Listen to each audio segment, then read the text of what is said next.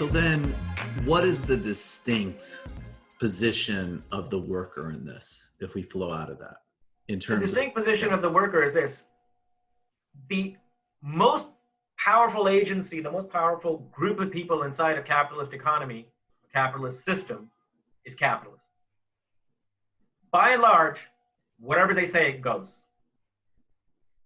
And everybody has to pay attention to them because everybody depends on them. The population depends on them for their jobs. Social institutions depend on them because all revenue comes out of income, and all income comes out of jobs. And the state depends on capitalists because states' revenues comes out of taxation, and taxation comes from income, and income comes from investment and jobs. So you have a problem on the left. You want social justice, the wealthy say you can't have it. So you can beg and plead, you can cajole, you can moralize all you want. White, black, brown, purple, or red, doesn't matter what their color is, they're all driven by the same basic interest, right? The reason workers matter is because they're the only people who can bring these very powerful capitalists to their knees. And the reason they can do that is, as everyone knows, capitalist power depends on their profits, but the profits can only come if people actually come to work for them. And if workers withhold their labor power, that brings the system to its knees in the same way as when capitalists withhold their investment. There's no other agency that can do it except the state. Problem is the state's controlled by the capitalists. So the two most powerful agencies in capitalism are the state and they're the two concentrations of power. Each is an alliance with the other. And the only people who have any capability of changing that is people who work for them. And you're going to see this happen now with all these calls to defund police and change the funding. Watch what happens. It's going to be very hard without a mobilized labor movement. Very, very hard. Can you elaborate on that? I watch Andrew Cuomo's press conferences every day. Yeah. It's pretty remarkable. Within 2 days after the mobilizations after George Floyd's death started, Cuomo comes out and he says, I'm with the protesters. And he says, protesters don't want to get rid of the cops. What they want is to redirect that funding. And what's more, he says, even that's not enough. This is Cuomo, Dr. Neoliberalism, okay? This is Cuomo saying that. He says, we need educational reform. We need housing reform. Okay, so he's already 2 steps ahead of where the movement was at that time. Now here's the question. Once Cuomo and John Lewis and all these neoliberals come in and they say, we're going to enact reform, what is reform going to mean for them? What it's going to mean is 2 things. The austerity remains in place of the last 10 years. But in the crumbs that are going into the public budget, they'll take some of the crumbs that went into the police and they'll turn it into social services. What will Cuomo do when he says we need educational reform? There's 2 models. You vastly increase funding to public schools, which is the left. What's Cuomo going to do?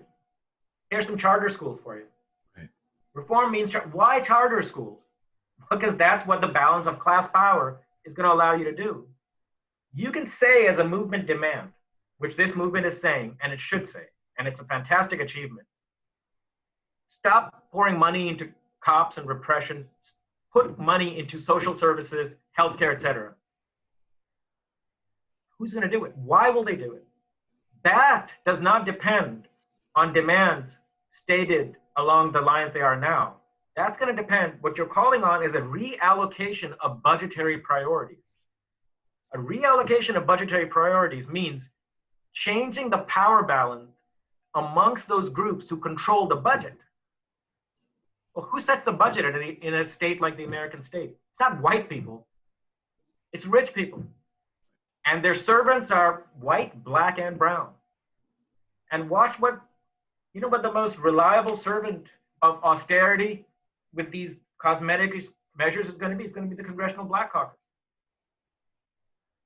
And that is because what it takes to change budgetary priorities is gaining leverage against the wealthy, whether those wealthy are black or white.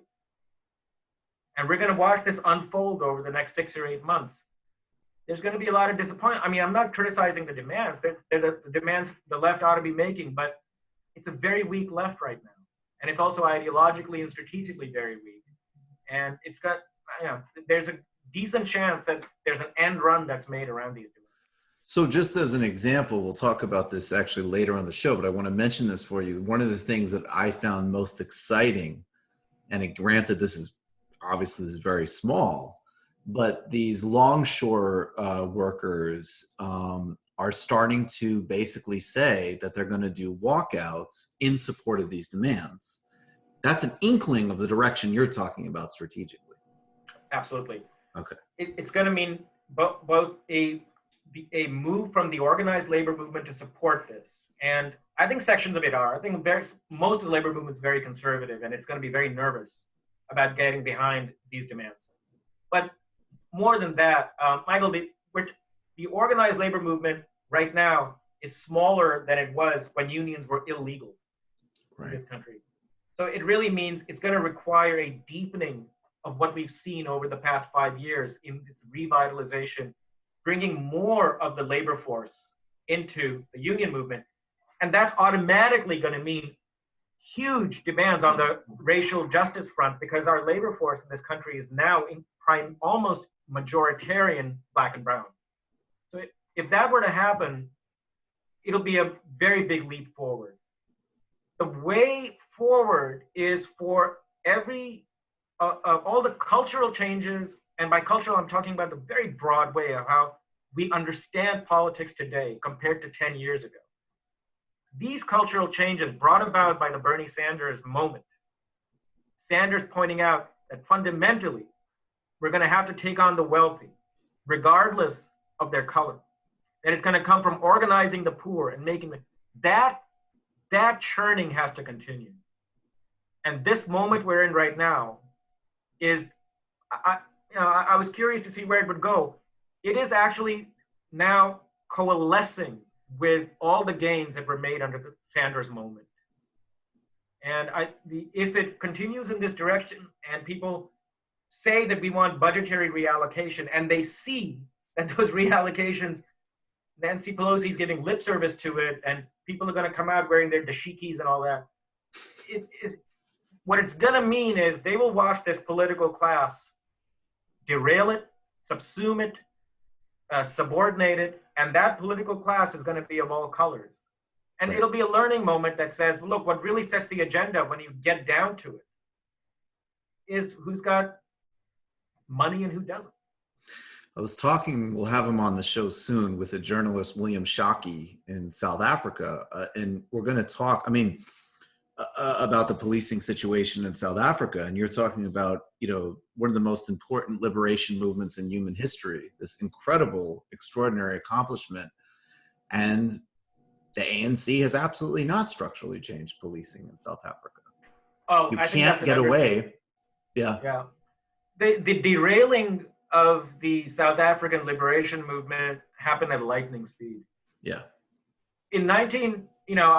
I was a student in the late 80s, early 90s when the anti-apartheid movement took off, and I was active in it.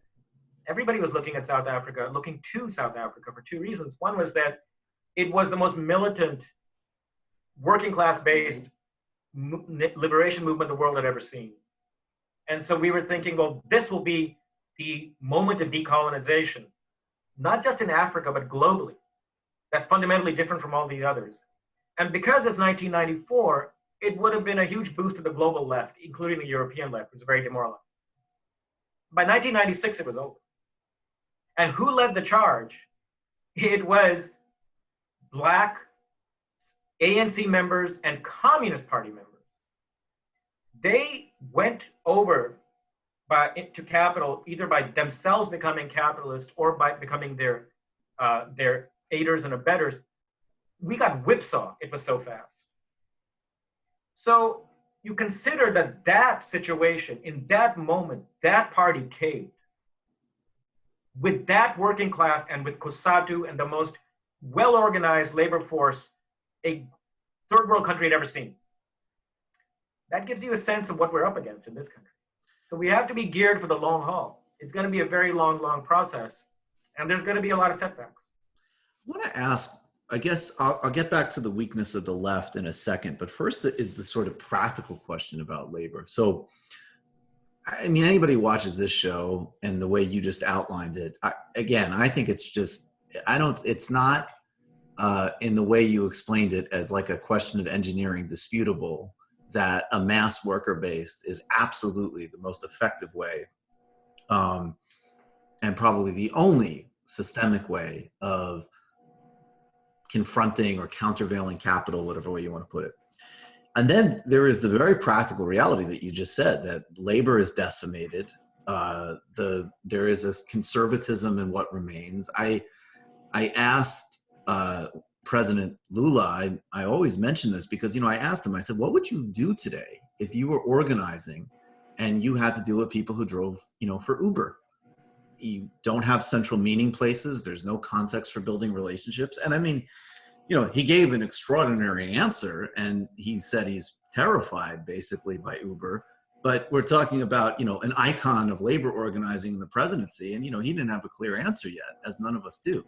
So taken out of, if we accept the premise, which I think we all do, that that's the site, but then we look at the amount of gains that capital has made in rolling it back.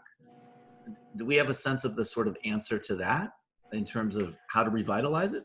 No, but the good news is they didn't back in the 30s either. They stumbled onto it.